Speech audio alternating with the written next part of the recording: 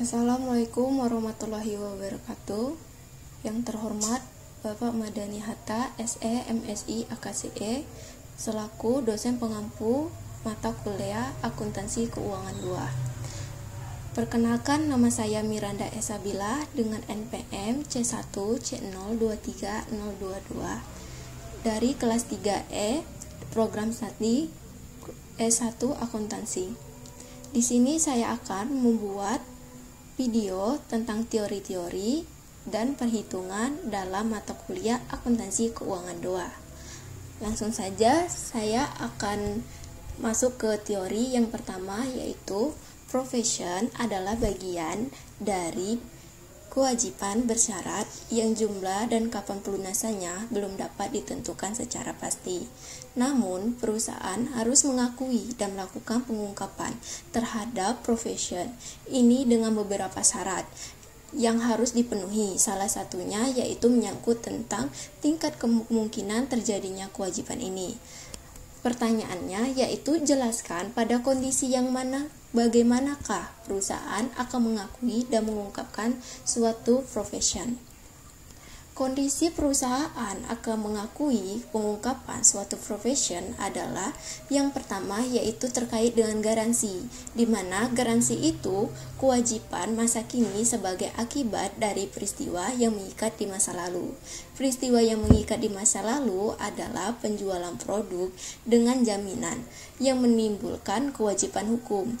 Yang kedua yaitu jaminan mengakibatkan keluarnya sumber daya yang mengandung manfaat dan menyelesaikan. Kemungkinan besar akan terdapat beberapa klaim terkait dengan jaminan, sehingga perlu diungkapkan profesionnya. Teori yang kedua yaitu ketika obligasi diterbitkan pada tingkat diskon ataupun premium, maka setiap kali pembayaran bunga akan dilakukan amortisasi bond premium dan bond diskon. Pertanyaannya adalah jelaskan apa yang menjadi dasar sehingga dilakukannya amortisasi. Dasar dilakukannya amortisasi yaitu ada dua. Yang pertama, menghitung terlebih dahulu beban bunga obligasi dengan mengalihkan nilai tercatat atau nilai buku obligasi pada awal periode dengan tingkat bunga. Yang kedua yaitu menentukan diskonto obligasi atau amortisasi premi selanjutnya dengan membandingkan obligasi tersebut beban bunga dengan bunga atau tunai yang harus dibayarkan. Adapun untuk menghitung beban bunga obligasi yaitu dengan cara nilai tercatat dikali dengan efektif minat.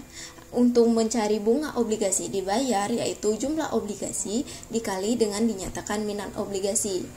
Untuk menghitung amortisasi jumlah yaitu dengan beban bunga obligasi dikurang dengan bunga obligasi dibayar. Selanjutnya yaitu teori yang ketiga. Treasury share merupakan akun kontra dari equity dan mengurangi jumlah ordinary share yang beredar.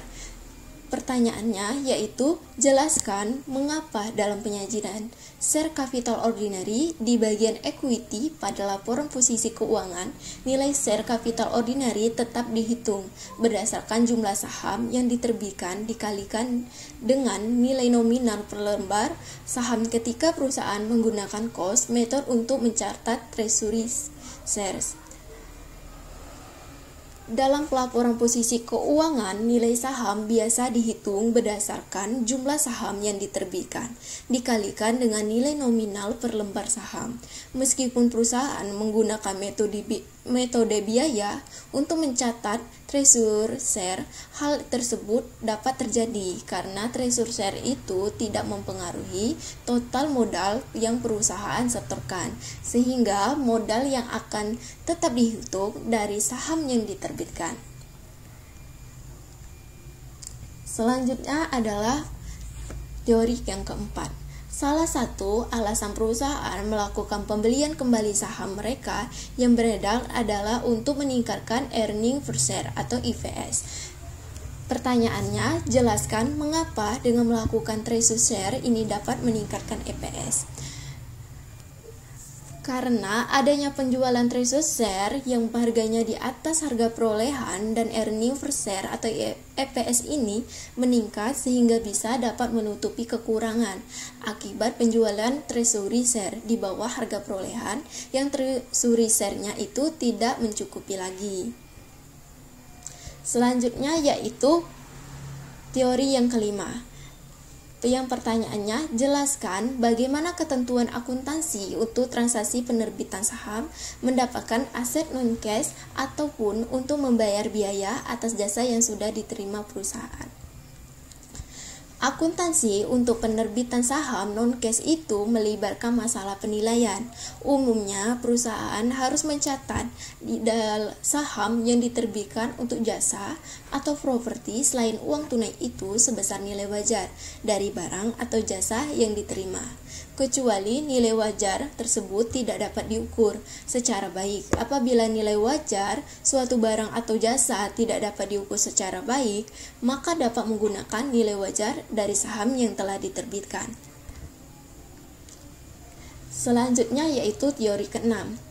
Yang pertanyaannya yaitu jelaskan bagaimana pemberlakuan akuntansi ketika perusahaan melakukan pelunasan bond payable-nya dengan menyerahkan aset atau menukarkan dengan security yang lain. Debitur harus menentukan kelebihan jumlah tercatat utang atas nilai wajar aset atau ekuitas yang dialihkan atau keuntungan. Debitur akan mengakui keuntungan tersebut. Selain itu, debitur akan mengakui keuntungan atau kerugian atas pelepasan aset sepanjang nilai wajar aset tersebut akan berbeda dengan jumlah tercatat atau nilai buku. Pengalihan aset jurnalnya yaitu hutang wesel itu didebit dan kerugian pelepasan itu didebit. Kemudian yang kredit adalah real estate dan keuntungan dari penghapusan itu di kredit. Pemberian bunga ekuitas jurnalnya yaitu hutang wesel itu di debit, sedangkan modal saham biasa itu di kredit, saham premium biasa di kredit, dan keuntungan dari pengalihan utang itu di kredit. Selanjutnya yaitu teori ketujuh. Ketika perusahaan menggunakan fair value untuk menilai non-current liability yang dimiliki, maka perusahaan akan membuat jurnal penyesuaian.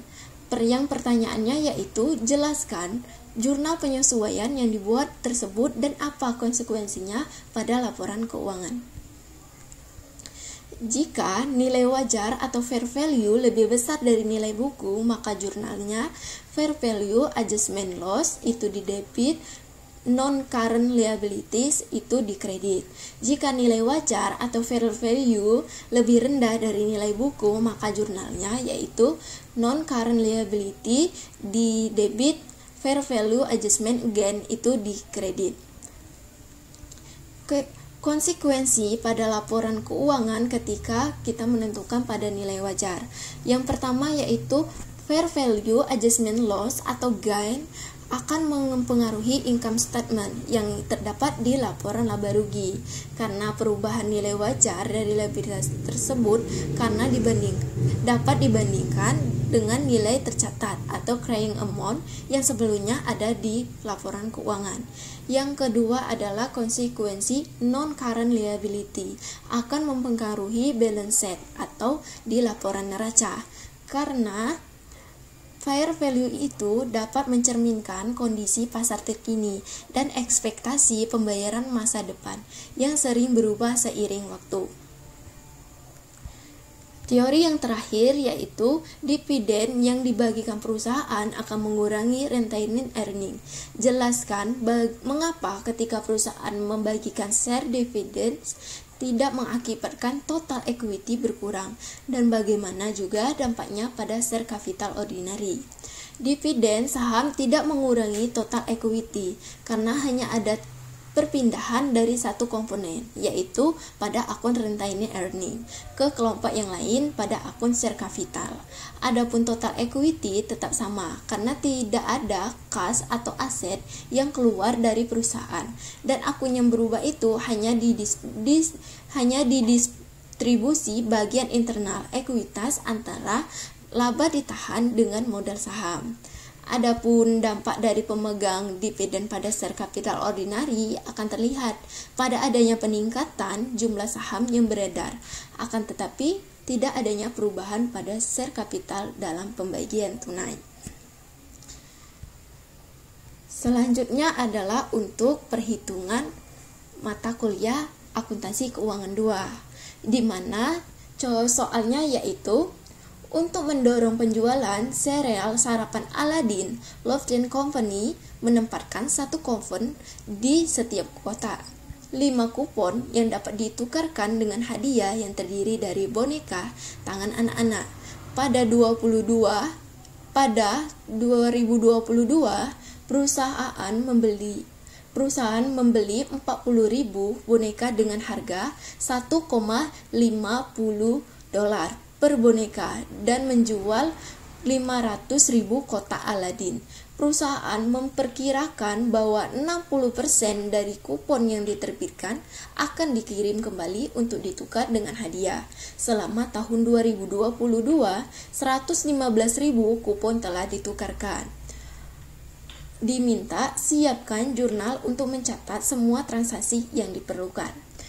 Penyelesaiannya yaitu yang pertama, untuk mencatat pembelian 40.000 boneka tangan dengan harga $1,50 per boneka, yaitu dengan menjurnal inventaris premium yaitu 60.000 didapat dari 40.000 boneka tangan dikali dengan $1,50. Karena ini membeli, berarti ada cash yang keluar. Cash yang keluar itu sebesar 60.000 juga, karena harganya $1,50 itu dikali dengan 40.000. Selanjutnya yaitu penyelesaian yang kedua, yaitu sebelum Lofton Company membuat jurnal untuk mencatat penjumlahan sereal Aladin tersebut, ditentukan terlebih dahulu beban premi dan kewajiban premi terkait. Perhitungannya yaitu yang pertama adalah total box terjual pada tahun 2022, yaitu 500.000.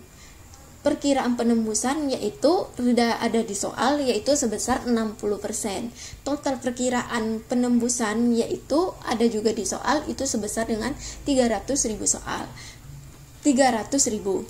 Perkiraan biaya penembusan itu yaitu dengan cara 300.000 dikali 5, karena ada 5 kotak yang harus ditukarkan, dikali dengan $1,50 dikurang 1, yaitu sebesar 60.000. Untuk ayat jurnal mencatat penjualan sereal Aladin serta beban premi dan kewajiban premi adalah sebagai berikut. Utang tunai itu sebesar $1.875.000, yaitu didapat dari $500.000 dikali dengan $3,75. Untuk biaya premi itu sudah didapat dari atas, yaitu sebesar 60.000. Pendapatan penjualan yaitu sebesar $1.875.000. Untuk kewajiban premi yaitu sebesar 60.000. Selanjutnya yaitu penyelesaian yang ketiga, untuk mencatat penembusan aktual 115.000 kotak, penerima 1,50 untuk 5 kotak, dan pengiriman sereal Aladin. Tunai atau cash yang keluar itu sebesar 23.000, didapat dari 115.000 itu dibagi dengan 15 kotak dikali dengan $1, yaitu sebesar 23.000. Kewajiban premi itu sebesar 23.000. Inventaris premium itu sebesar 60.000 didapat dari 115.000 dibagi dengan 5 dikali dengan 1,5.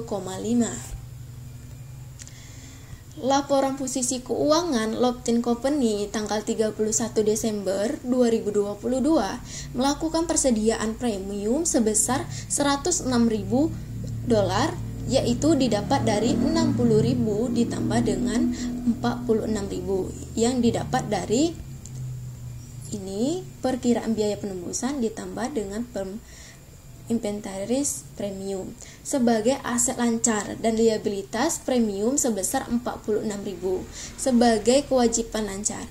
Laporan laba rugi tahun 2015 melaporkan beban premi sebesar 60.000 sebagai beban penjualan. Selanjutnya yaitu pada hitungan yang kedua. Adapun soalnya yaitu tanggal 1 Januari 2022, Simonson Corporation menerbitkan bond payable dengan total nilai nominal yaitu sebesar $900.000. Tertanggal 1 Januari 2022, kontraktual interest rate obligasi ini adalah 10% atau bunga yang dibayarkan per tahun pada tanggal 1 Januari dan 1 Juli. Dan obligasi ini jatuh tempo pada 1 Januari 2027. Market interest rate pada saat penerbitan adalah 8%. Perusahaan menggunakan akun interest expense account untuk mencatat accrued interest. Tanggal 1 Januari 2025, obligasi ini dilunasi pada kurs $102. Yang diminta yaitu siapkan jurnal untuk mencatat semua transaksi di atas sampai dengan tanggal 1 Januari 2022. Yang pertama, kita perhatikan dulu. Kalau kontraktualnya lebih besar dari market interestnya, maka kita akan melakukan pencatatan obligasi dengan premium. Sedangkan untuk obligasi dengan diskon itu ketika market interestnya lebih besar dari kontraktual. Yang pertama itu adalah bunga per tahun. Untuk menghitung bunga per tahun itu adalah 10% yang udah ada di soal itu dari 900, yaitu sama dengan 90.000. Untuk bunga per semester itu karena satu ini menggunakan semi-annually atau semester, yaitu dengan membagi 12 per 6 bulan. Bunga per semester itu, jadi kalau 10% itu untuk 1 tahun, jadi untuk 1 semesternya yaitu 5% dari $900.000, yaitu sebesar 45.000. Untuk suku bunga pasar yaitu 8% per tahun dan untuk per semester itu adalah 4%. Sekarang yaitu menghitung nilai sekarang atau present value. Present value interest yaitu 45.000 itu dikali dengan 1 dikurang 1 ditambah 0,04 pangkat 10 dibagi dengan 0,04, yaitu diperoleh 364.990.031 $. Untuk present value principal yaitu dengan $900.000 itu dibagi dengan 1 ditambah 0,04 pangkat 10 yaitu sebesar $608.075. Total dari present value yaitu present value interest ditambah dengan present value principal yaitu sebesar $979.008.008. Adapun untuk tabel amortisasi yaitu kenapa dibuat sampai 6 periode? Karena kan itu tadi walaupun pelunasannya itu jadwal temponya itu pada tahun 2027, sedangkan pemilik dari obligasi ini akan membayar obligasi tersebut pada tahun 2025. Jadi pada 2022 sampai dengan 2025 itu terdapat 6 kali untuk periode. Periode pertama yaitu pembayaran bunga. Pembayaran bunga itu dihitung dengan pembayaran bunga yang tadi 45.000, yaitu akan sama seterusnya. Beban obligasi juga akan sama seterusnya pada tahun sampai tahun ke akhir, dan premium amortisasi juga sama 30-an amortisasi premium itu didapat dari amortisasi premium yang ini dikurang dengan 3.884 sehingga didapat 31.00711 dan akan dilakukan dengan perhitungan yang sama sampai dengan periode ke-6. Untuk nilai tercatat terakhir yaitu dilakukan dengan 934 itu dikurang dengan 3.884,64 sehingga dapatnya 9.301,0771. Adapun perhitungannya itu sama dengan sampai dengan periode ke-6. Selanjutnya jurnalnya. Untuk penerbitan obligasi tanggal 1 Januari 2022 itu yaitu cash sebesar 938.846,39 dolar itu di debit, bond payable itu di kredit sebesar 900.000, premium on bond payable yaitu 38.846.039 dolar. Adapun untuk pembayaran bunga tanggal 1 Juli 2022 sampai dengan 1 Juli 2025 1 Januari 2025 akan mendebit interest expense yaitu sebesar 41.115,36 dolar, premium on bond payable di debit 3.884,64 dolar yaitu dengan mengkredit cash karena kan pembayaran jadi cashnya berkurang yaitu sebesar 45.000 dolar. Adapun pembayarannya seterusnya itu sama saja.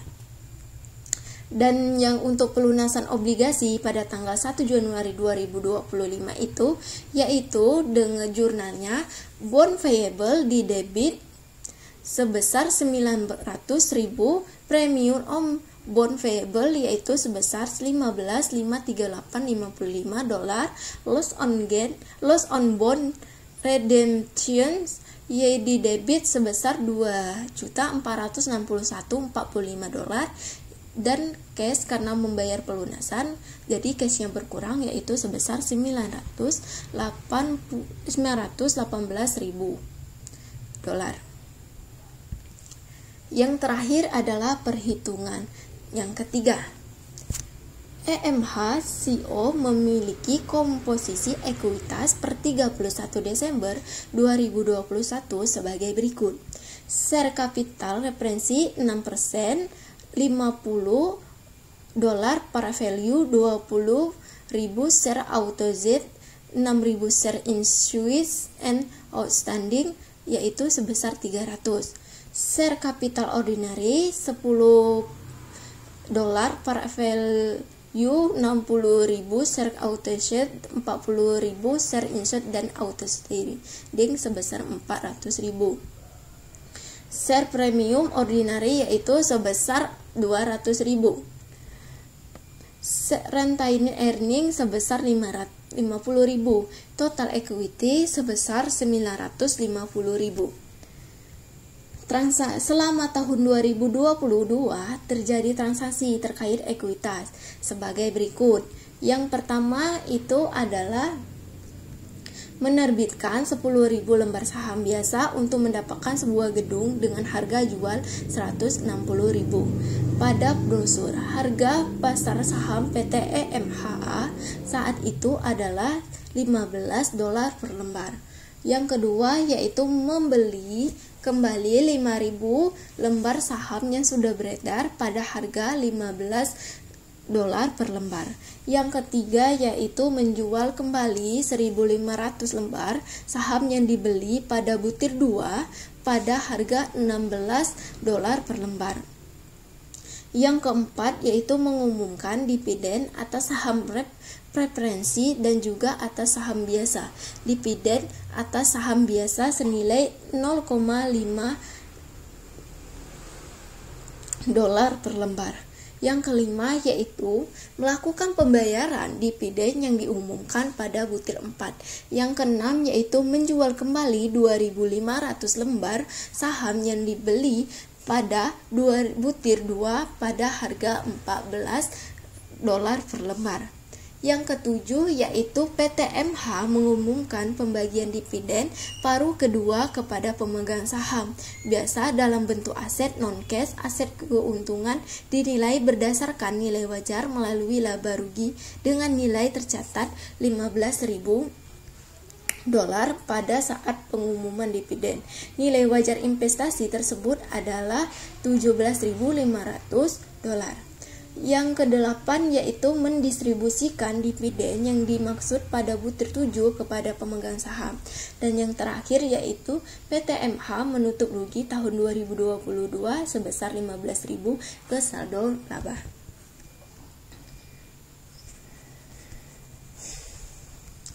Selanjutnya yang diminta itu adalah buatlah jurnal atas setiap transaksi di atas dan susunlah bagian ekuitas asal laporan posisi keuangan PT MH per 31 Desember 2022.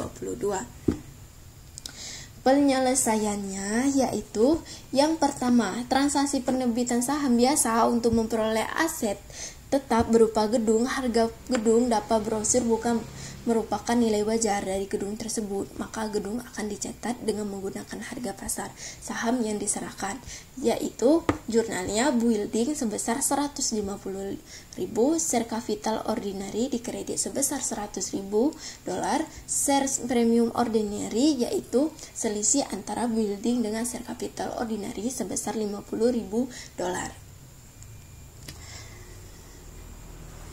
Adapun yang untuk pembeda pada tabel ini yaitu pada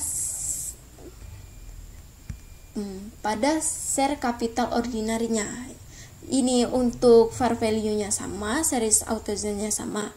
Dan yang berbeda itu adalah share issued, yaitu karena kan pertama tadi 40.000 dan kita kan tadi melakukan pembelian aset itu melakukan penerbitan saham 10.000.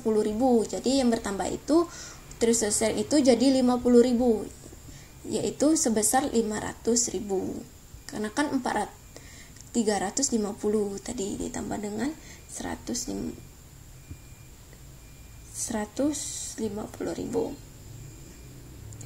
Adapun totalnya tinggal kita jumlahkan saja. Selanjutnya itu adalah mencatat transaksi treasury share sebesar harga perolehan ketika saham ini dibeli kembali oleh perusahaan, yaitu treasury share itu sebesar 75.000, cash yaitu sebesar 75.000. Dari mana treasury share itu 75.000? Yaitu didapat dari soal yang kedua, yaitu 25.000 itu dikali dengan 15, jadi 75.000. Adapun kenapa akun cash yang dikredit?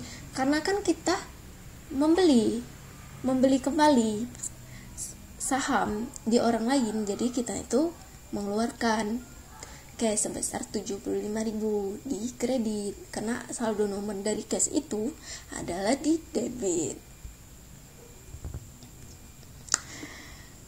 Di dalam tabel ini terdapat penambahan satu akun, yaitu treasury share, yaitu karena menerbitkan 5.000 lembar jadinya tuh menjadi pengurang dari saham nilai saham yaitu sebesar 75.000 didapat dari perhitungan tadi. Untuk total equity-nya itu didapat dengan 300.000 ditambah 500.000 ditambah 250.000 ditambah 50.000 dikurang dengan 75.000, yaitu didapat hasilnya sebesar $1.025.000. Yang ketiga yaitu menjual kembali treasury share dengan harga perolehan di atas harga perolehan, yaitu didapatkan cash sebesar 24.000. Nah, didapatkan cash 24.000 ini dari mana? Kita lihat pada transaksi yang ketiga. Transaksi yang ketiga 1.500 itu dikali dengan 16 per lembar. 16 per lembar itu didapatkan, yaitu nominalnya di debit, cashnya itu bertambah 24.000. Treasury share-nya kenapa 22.500? Karena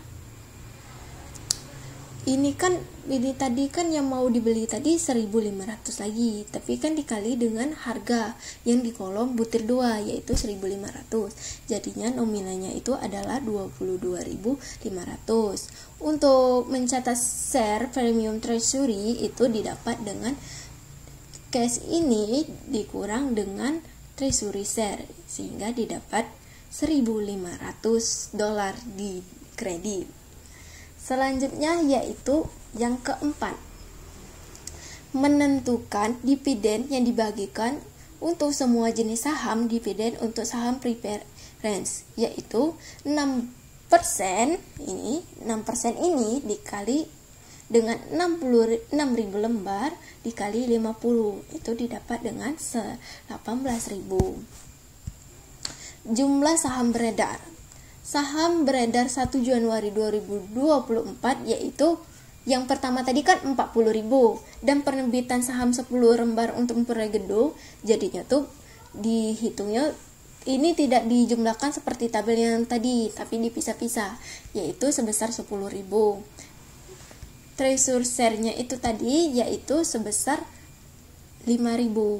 Dan penerbitan kembali treasury itu adalah 1.500 yang dari sini tadi, yang kolom yang transaksi ketiga itu 1.500, sehingga jumlahnya itu saham biasanya beredar itu yaitu 40.000 ini ditambah dengan 50.000 dikurang dengan 5.000 ditambah dengan 1.500, sehingga totalnya adalah 46.500. Untuk dividen untuk saham biasa yaitu dihitung dari 46.500 ini yang beredar dikali dengan 0,5 yaitu sebesar $23.250. Untuk jurnal pada pengumuman dividen yaitu mendebit retained earning sebesar 64.500, yaitu didapat dari 46.500 ditambah dengan 23.250. Untuk cash di kredit itu yaitu sebesar, kenapa sih cash itu di kredit? Karena kan perusahaan itu membayar dividen, otomatis cash itu keluar, harus cash keluar.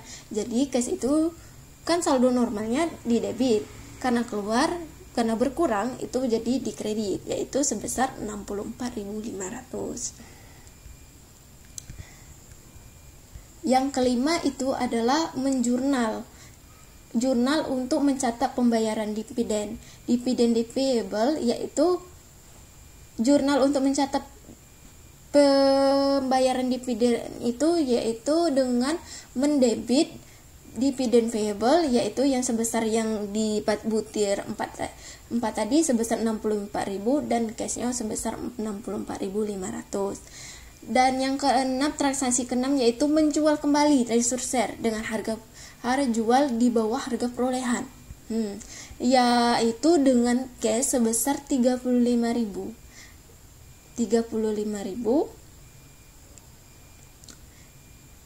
dan share premium treasury sebesar 2.500 dan di kreditnya treasury shares yaitu sebesar 37.500.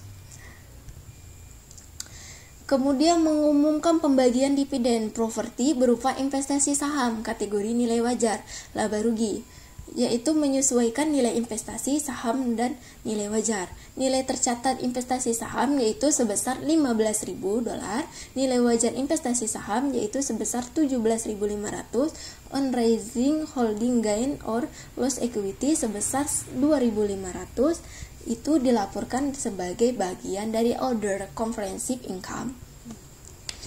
Adapun jurnal untuk mencatat penyesuaian nilai investasi saham pada nilai wajarnya yaitu dengan mendebit share investment sebesar 2.500 ini dengan unrealized holding gain or loss equity sebesar 2.500. Untuk jurnal mencatat pengumuman dividen itu sebesar retained earning itu 17.500 dan property dividend payable itu dikredit sebesar 17.500. Selanjutnya yaitu jurnal untuk mencatat pendistribusian dividen properti kepada pemegang saham, yaitu jurnalnya yaitu di debit property dividend payable sebesar 17.500 dan share investment sebesar 17.500. Jurnal untuk menutup rugi tahun 2022 sebesar 15.000 ke saldo laba yaitu dengan income summary sebesar di debit sebesar $15.000 dan di kredit retained earning sebesar $15.000. Adapun untuk bagian ekuitas atas laporan posisi keuangan PT MH per 31 Desember 2022 yaitu dengan share capital ordinary-nya itu tetap sama di awal, dan adapun share capital ordinary-nya itu berubah. Ini kan 40.000 karena share insurnya tadi bertambah sebesar 10.000 ya 10.000 jadi di 40.000 ditambah 10.000 jadi 50.000. Dan ini kenapa 46.500? Yang di awalnya adalah 45.500 karena adanya treasury share itu sebesar 1.500 sehingga dijumlahkan 45.000. Seadanya kan 40 awalnya, tapi ini kan adanya 5.000 ditambah 5.000 lembar treasury share terus ditambah dengan 1.500, jadinya tuh 40.000 ditambah 5.000 ditambah dengan 1.500 yaitu jumlahnya 46.500 dengan 500.000. Adapun untuk menghitungnya share capital ordinary yaitu dengan 5.000 ini sahamnya beredar dikali dengan $10 per value. Retained earning ordinary yaitu sebesar 250.000. Yang awalnya itu adalah 200. Kenapa itu share capital ordinary-nya itu? Karena adanya penambahan di ini 250 di transaksi yang pertama di butir pertama itu sebesar 50.000. Jadinya itu sebesar ditambah 200 ditambah dengan 50 jadi 250.000. Retained earning itu didapat dari transaksi sebelumnya yaitu sejumlah $133.000. Untuk treasury share 15 lembar yaitu kenapa tinggal 37.500 bukan lagi 75.000? Karena sudah ada treasury share yang ditarik kembali itu 30 yaitu sebesar 5.000 lembar. 5 lembar itu sebesar lagi 37.500. Untuk share premium treasury itu sebesar 20.000. Adapun total yang didapat yaitu dengan 300 ditambah 500 tambah 150 ditambah 133 dikurang 37.500 ditambah 20.000 sebesar 1.165.500.